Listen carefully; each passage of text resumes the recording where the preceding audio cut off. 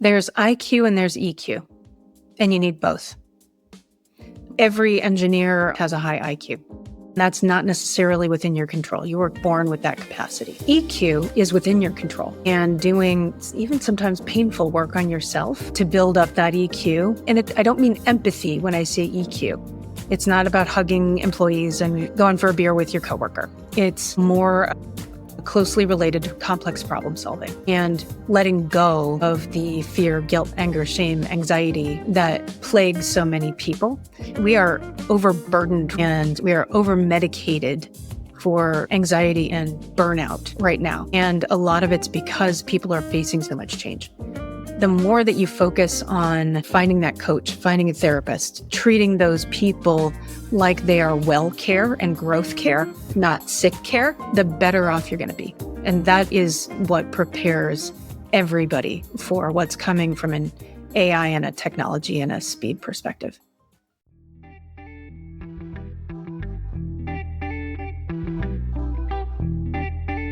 Success isn't just about what you achieve. It's about living a life that reflects your values and priorities. Welcome to Engineer Your Success, the podcast that helps you lead with intention and live fulfilled.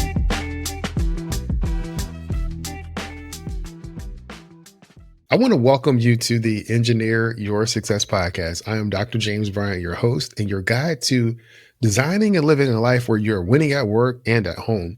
One of the hot topics in the news and in all of our feeds is artificial intelligence and how we incorporate that into our businesses. Looking in LinkedIn and trying to find guests, I came across somebody that I think you're going to find pretty interesting that will be able to talk about that intersection between AI, business, engineering.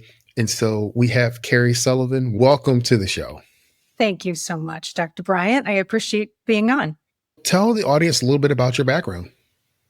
So my background come from the business side of things. I'm not a data scientist. I just kind of play translator to a whole bunch of them. I actually came out of lots of marketing roles, customer service roles, and things like that for big companies, but started working in startups fairly early in my career. So I was one of the earlier folks at cars.com and stuff like that. So I've been working with data and databases and digital for very long time. As I got a little closer to 2016, just before the pandemic, I was like, you know what? I'm actually not a marketer anymore. I'm a transformation person.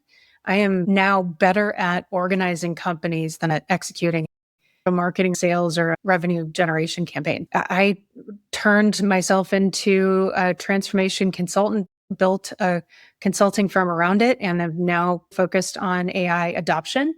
We use AI to do it. It's AI plus psychology. And we add interesting digital and AI tools and techniques borrowed from marketing to make it successful.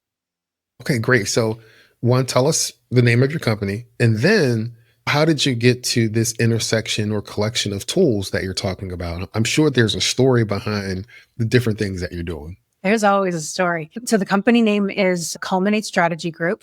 It's easy to find under my LinkedIn profile. How we got here was actually some research, as lots of founders do. You got to figure out how you're going to grow and scale the business. I was doing a bit of research to figure that out. One of the common trends was that my kind of weird big EQ that I didn't actually realize that I had was the superpower for the business. I was able to put these high performing teams together and make it so they'd work really well with the clients too. And that was my kind of, oh crap, what if moment. I can't be on every project. That doesn't scale.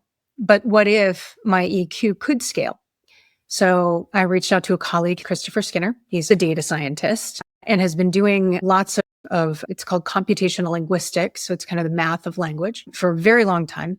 And he invented the ability to map language from LinkedIn profiles to deep psychology and make it accurate.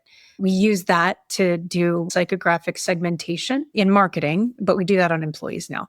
So we've figured out how to hack the Kubler-Ross change curve using some data, a little bit of psychology, and some marketing techniques. So if someone's listening, they have a team of people that they want to better understand how to manage. They would work with you guys. You would take their LinkedIn profiles, maybe some other additional information, run that through your systems, there's going to be a framework or a process that better shows how those team members can work together? Absolutely. We come out with this documentation and coaching for the team itself. We come out with the earliest adopters of new technologies and the people who would be best at teaching new technologies or new things to other people so that we can meet them where they are. We also take a look at the leaders and talk about what they might need for some coaching or pair them up with coaches or a leadership team. So if there's a company thinking about a huge transformation or transition and they want to implement new technology or new ideas, your process will be able to identify who needs to be on which seats in the bus That's right. to better help that execution or that transformation move forward. Who needs to drive the bus? Who needs to sit on the bus? And where do they need to sit on the bus? What are some of the more interesting stories or those I didn't think that was going to happen, but that did work kind of moments? A lot of it comes to listening and just observing or teaching other people how to listen and observe by kind of telling them what to listen for in their conversations with people. Not necessarily to diagnose, but with a little bit of a roadmap for how that person thinks and solves problems so that they can connect better. I was talking with someone who was looking for a coach, and she put it out to a women's group, like on a Slack channel or something, and said, "Hey, do you know any good coaches?" And I said, "I know tons of coaches, but would you like to be a guinea pig for me?" And she was like, "Heck yeah." I kind of figured she'd want to be a guinea pig because she's that kind of mindset. I said, "Okay, so let's have a quick discussion." So about 15 minutes, I asked her, "What do you want to coach for?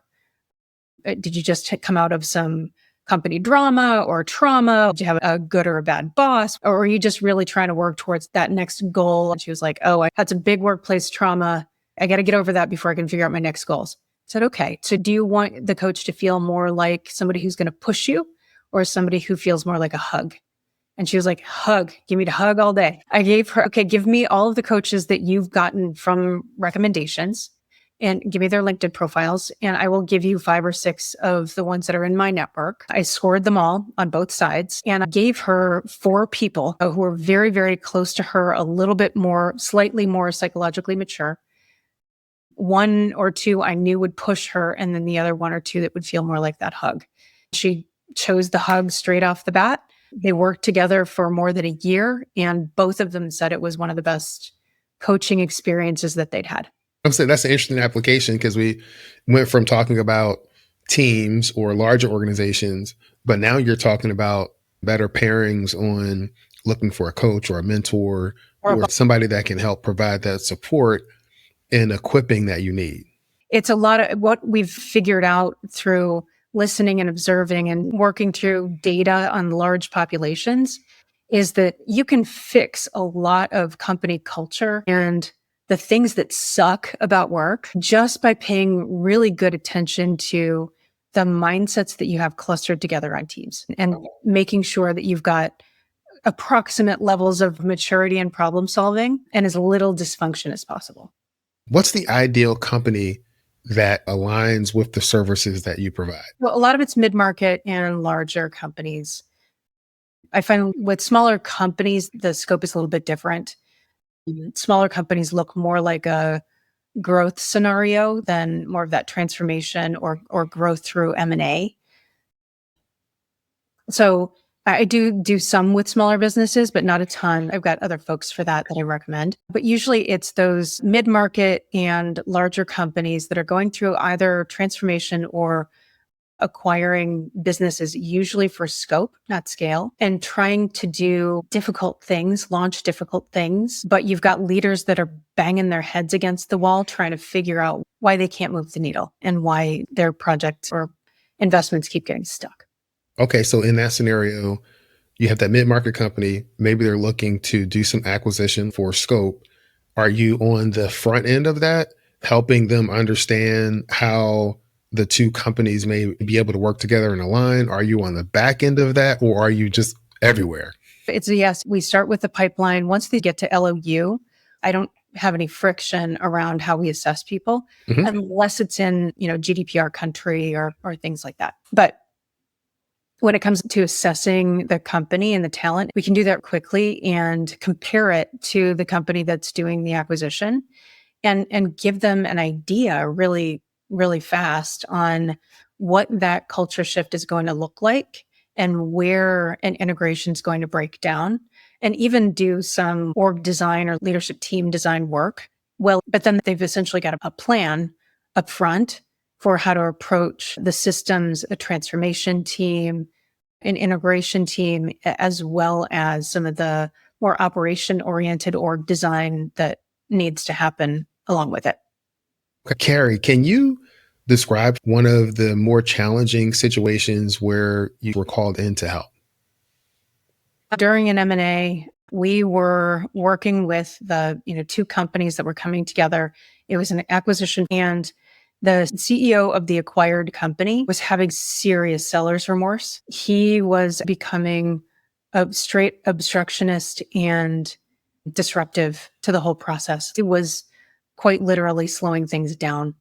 I had to come up with a plan to have him removed. It's one of the most uncomfortable things I've probably ever had to do, but it was the right thing to do for both companies, because both the acquired company employees and the acquirer were really struggling with it, and they were having a tough time moving on. So easing that exit for someone becomes almost like therapy, helping them come to terms with it.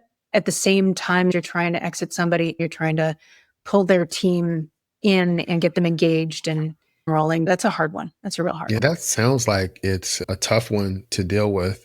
The way you describe the solution is that you are caring for all parties involved. You're concerned about the company, that things will move forward, but you're also showing compassion and empathy for that CEO, recognizing that they have seller's remorse, but also saying, how can we ease that exit? How can we create a situation where he can exit gracefully and we still keep the team moving on track to pursue or achieve the overall goal?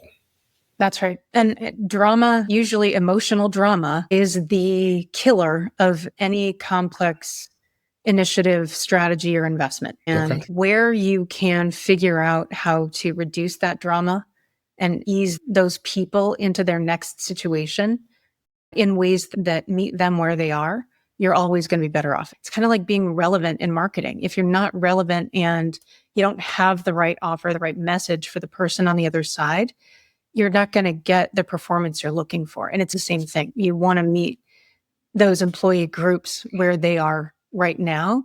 By doing that, the drama starts to dissipate. Leadership comes with high expectations, too many responsibilities, too little time, and the constant pressure to keep up. If you're feeling stretched thin, you're not alone.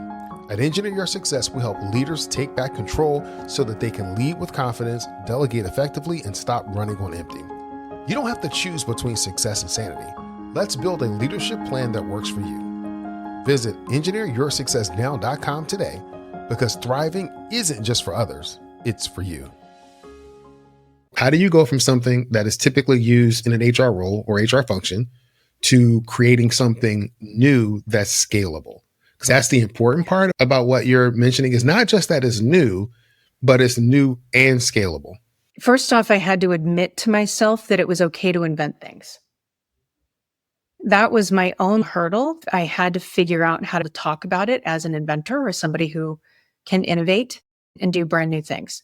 That was step one. Step two was, how do you then start to figure out what market you're going to go after and what problem you want to solve? Because there's psychology and drama and all of the people complications in a business. There's so many applications, practical applications to what we do. It was during a conversation that I was having with Christopher, and he said that, you figured out how do you cross this really wide river for people and help give each group a raft and make it a little easier for them to make it across the river rather than ending up 6 miles downstream. And I was like, yeah, you're kind of right. As we were having that conversation, we started talking a lot about Maslow's hierarchy. And one of the levels of Maslow's hierarchy was belonging. And that's when it dawned on me, because I was like, why do social media companies take off and become kind of viral from a usage perspective as fast as they did. Unlike any other technology launched into the market, you just don't get that kind of adoption speed or volume that we saw with social media. I was mulling around. Why is that? I think it's belonging. That's the one thing we all have. It doesn't matter how mature or immature you are. Everybody wants to belong. And in the earlier stages of development, you need to fit in. In the later stages of development, you look for the places where you belong. And I was like, okay, that's it. That's it right there. And it was kind of a combination of some things that he'd said and even some things that Brene Brown had said in her past podcasts and videos about belonging. And then I went back to the Kubler-Ross change curve and I was like, yeah, that's it right there. Some of those people who no longer need to belong or fit in can jump straight to experimentation. That's who we're looking for. What's coming to mind for me is that your process gives them a voice. They're able to be heard, they're able to be seen, and they're able to belong. Without the fear and discomfort of uncertainty that comes along with it. Karrie, what challenges have you faced when working with engineers? How do we talk to engineers? Because engineers are some of my favorite people. They tend to fall into a couple of different flavors. One is that engineer who is a little bit more about structure.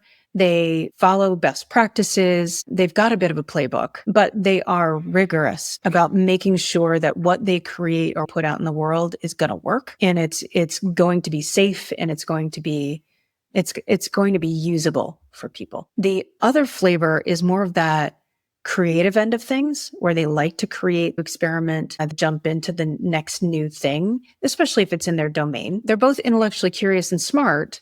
They're just applying that curiosity and smarts in slightly different ways. One in more of that, how do we make it so it's solid and it lasts? And the other is, how do I create something new? What does new look like? And I love working with engineers because they fall into those two categories. And they are often not the earliest adopters of everything because there's a little bit of fear of messing up sometimes. But they're such good teachers and such good player coach leaders when they lean into their people. That's a great observation. As an engineer, for our fellow engineers and folks listening, people often say that engineers are not good communicators. I typically say it's not that they're not good communicators. They're really good at communicating people that know their language and people that are in their background or their discipline. But just like everybody else, when you're forced to communicate to somebody that doesn't have your background, they don't have your perspective, sometimes it's a little bit more challenging to be able to, to be able to see, communicate, and connect from that perspective. And that's one of the interesting things about your process and your system, because I'm imagining that if I'm looking at a profile of my team members, that I'm going to get some insight as to how I can best package information to be able to communicate to them effectively. For sure. And how to structure it. It's almost more about the structure than the words themselves. So let's take an AI adoption scenario. For those earliest adopters, I'm never going to go to them with a detailed process map and playbooks and 3 hours worth of training, because they would shoot me and run me out the door. They would be bored in 10 minutes because the way that they learn is through experimentation. They want to get their hands dirty. And that's how they figure things out. And if you give them an instruction manual for something, don't expect them to follow it. Please don't. It's a bad idea. And that's where marriages have been destroyed between engineers and people that don't like instruction manuals. I totally get that. We can chat about that later if you like, but that's kind of that difference, right? So you've got those folks that need to jump into engineering or into experimentation. And then you've got that next group of about 15% of employees. They're intellectually curious. They like to learn. If you give them the detailed playbook and the process maps, they're going to be bored. But if you give them 3 or 4 videos to watch and another page full of links where they can go down rabbit holes and learn something and become a little bit of an expert on it themselves, so that before they jump in, that's what they'll spend energy on, and they will learn best in that way. Those folks that are more uncomfortable with uncertainty, if you give them 10 minutes of training, they're going to be like, nope, I'm out. Nope. You ask them to experiment on something. Nope. Heck no. No, thank you. I've even gotten anger in the room before when I talk about AI and people say it's going to take jobs or things like that. And just literal anger pointed at me That's a good example for why we meet people where they are, because that person needs a playbook. They need to see that a new technology is going to replace the process that they have today with something that's a little better, less administrative, less boring. They get to do more proactive things in their job, but the process they use isn't going to be exactly the same as it was yesterday. Ideally, it's going to make your job work better for you. Other people have tried it first and they came up with a process. You know them, they're in your department, they're experts on this stuff. They're the ones who designed this. If you start down that path and incrementally take the uncertainty out and create that little bit of need to fit in or belonging within that group, magic and change just happens. Adoption just happens. But it goes along with their learning and how people consume information too. And it's great when you have those insights, you know how to package the information, structure it, put it in a way in which they can actually consume it best. And I think that is really where you get accelerated performance, accelerated adoption, and you can get to where you want to go much faster. You know how to solve tough technical problems, but leading people, that's a different challenge. Stepping into leadership means more than just knowing your stuff. It's about inspiring, communicating, and navigating challenges with confidence. At Engineer Your Success, we help technical pros like you grow into leaders who just don't manage the work, but lead the people who do. If you're ready to lead with clarity and impact, visit engineeryoursuccessnow.com today, because thriving isn't just for others, it's for you. Absolutely. And those first two groups will start to naturally jump into things like AI-powered Kaizen, right? How do you do a Kaizen? How do you add AI to it? Or if we're going to add AI to this process, where are the bottlenecks? How could it help? They just naturally start to fall into that kind of a discussion, even as we're going through training and pilot stages.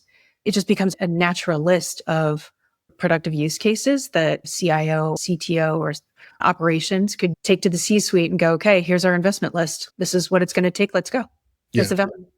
If you were to think about just an overarching point that you want the listeners of this episode to walk away with, what would it be?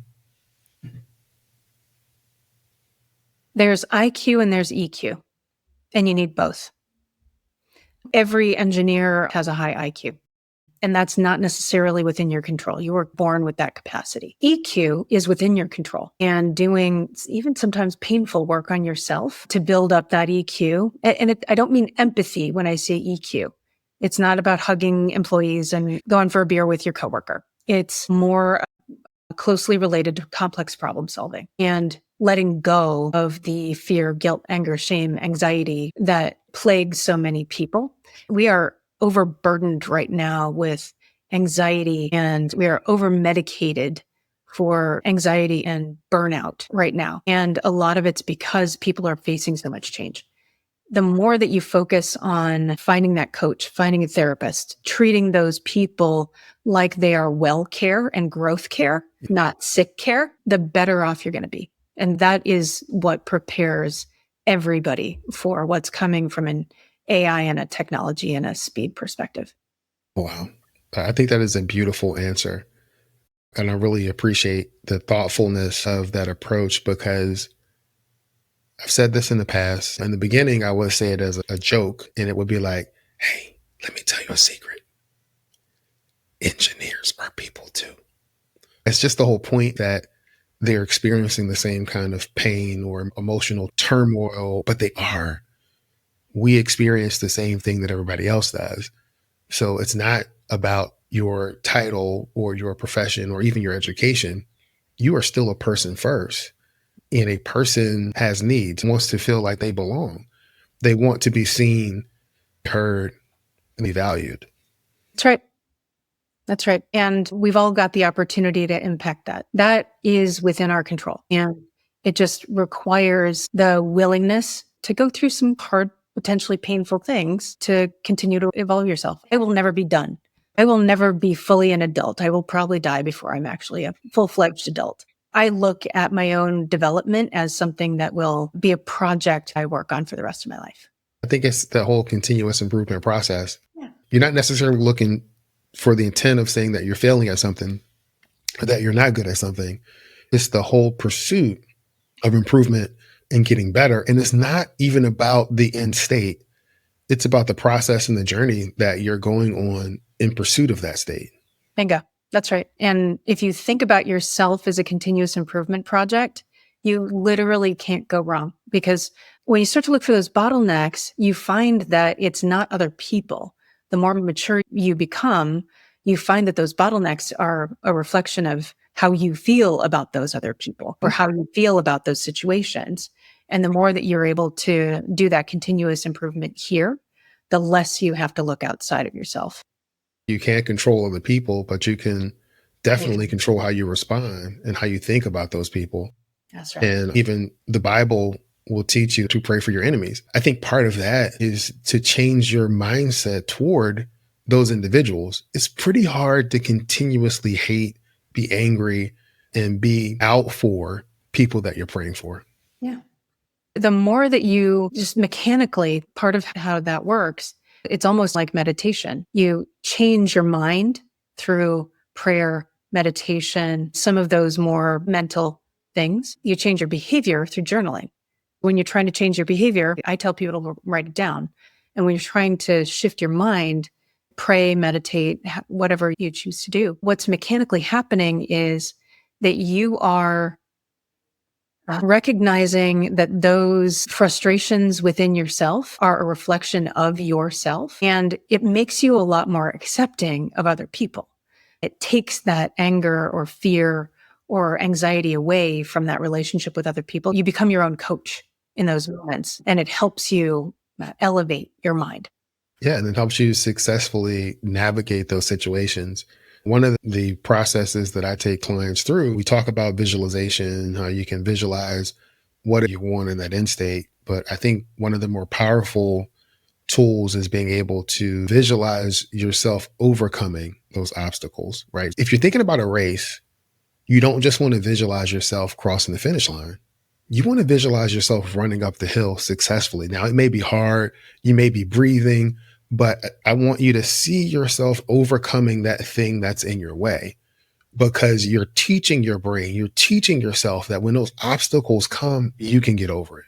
Yep, that's right. And that confidence that comes after that little bit of risk taking and kind of preparing yourself mentally for taking that risk and then realizing that you can do it.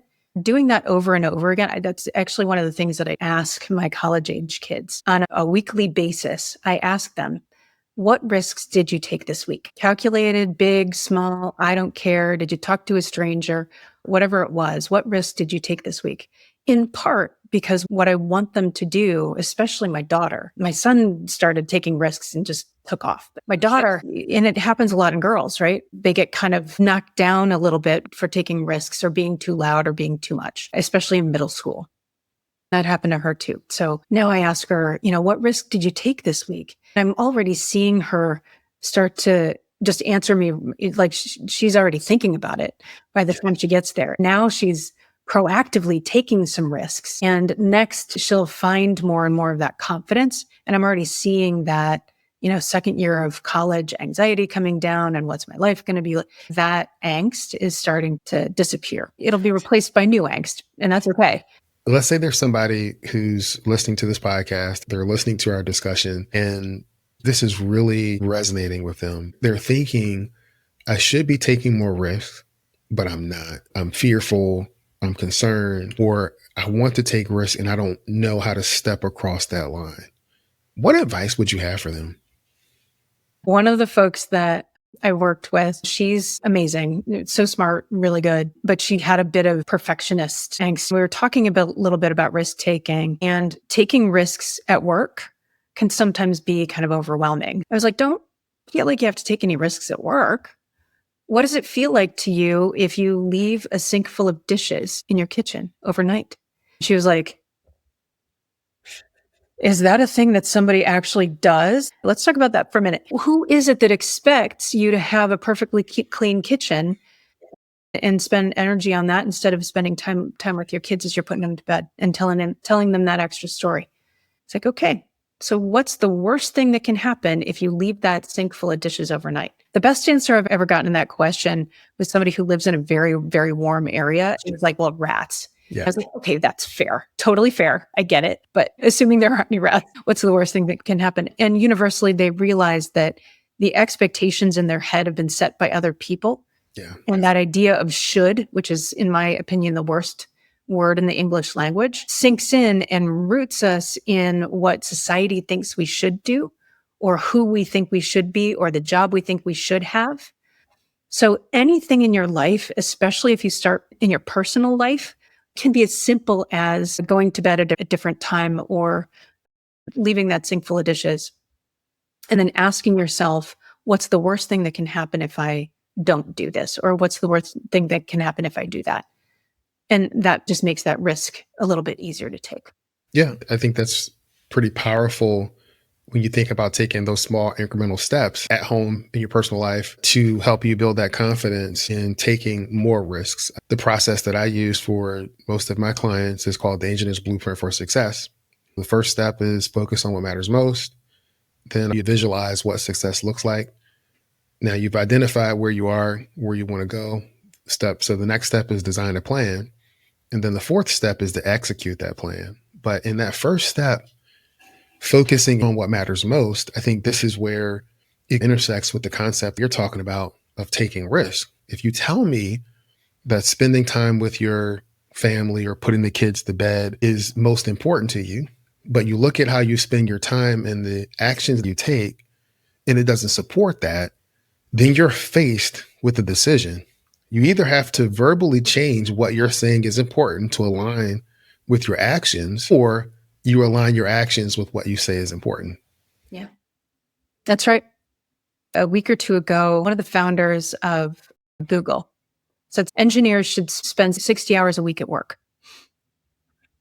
I was like, if it's at Google and 10% of your employees are going to spend 60 hours a week working on AI that's going to make them obsolete, are you willing to be at the deathbed of 17,000 or was it they have 170,000 employees. Are you willing to take that place in their life so that you become that personal relationship and meaningful human that's going to spend that time with that person and at the end of their days? Yeah. So on the other side of that, though, is the person that feels pressure to step up and work 60 hours a week. Ask yourself, what's the worst thing that can happen? It's behaviors and actions, right? Or goals and what matters. So you've got to ask yourself, is the 60 hours really worth it? Am I going to is the money or the stock or whatever it is that I'm going to get out of this worth it? And I think it all comes down to how you define success. Yeah. If you only define success by your career progression in your work, then it may be worth it. But if you take a more holistic approach where you want to figure out how you can win at work and at home, then you are redefining success in a different way. And if you're trying to do both, then you really have to ask yourself these questions. These are 3 questions that I asked myself 16 years ago. Do you want to win at work? My answer was yes. The next question is, do you want to win at home? I don't know anybody who doesn't want to win at home. And the third question, the hardest one to answer for me is, are you? And I could not answer yes to winning at work and at home. That whole time period caused me to shift my perspective in how I define success. Those are the same 3 questions, Karrie, that I ask all of my clients. That's one of the things that we start our engagement with, is understanding how they define winning at work and at home. Because some people, their personal life is fine. So you ask them, do you want to win at home? Yes. Are you winning at home? Yes. Do you want to win at work? Yes. Are you winning at work? No. Why? Maybe it's the confidence thing. Maybe it's communication. Maybe it's understanding how to use those tools. So very similar to the framework that you guys go through, meeting people where they are. The whole purpose of how I frame those questions in engagement is I want to meet people where they are. That's right. So many people spend a lot of their careers either trying to be employed, stay employed, or title chasing, myself included. I come from a small town, blue collar parents. I thought that The idea of success was that CEO in the corner office in a big building in a city. I chased that for a very long time until I realized anybody who chases it gets there and looks around and they're like, this isn't all it's cracked up to be. It's rarely worth it to sacrifice everything else just for the job or the title. That's absolutely true. Karrie, I've really enjoyed our conversation. Thank you so much. And so I'm going to flip the script. And now you are the interviewer and I'm the interviewee. What questions do you have for me? So then when you think about the folks that you coach, your clients, the folks that you work with, what's the most common thing that they're kind of bumping into as they find those bits of anxiety? When you see they're answering no and no, what are they bumping into? They don't feel worthy of success. They work hard. They're trying to prove that they belong and not comfortable just showing up as themselves. They feel like they have to do something extra to prove something. They don't feel worthy of success. And so that translates into lack of confidence, second guessing themselves, having anxiety about the email that they send. When someone praises them or the business is going great, they start thinking about ways in which it's not going to work because they don't think they're worthy of that success. One of the best questions I think I've ever gotten was from a therapist. She said, "What do you deserve?" And 20 years later, I ask myself that question, what do you deserve? And it changes over time, but it made me think about, and this was more of a personal scenario because I was actually going through a divorce at the time. It's been one of the most useful little tools to just keep asking myself that question once or twice a year. What do you deserve? It doesn't have to be self-serving. It can be as simple as being happy.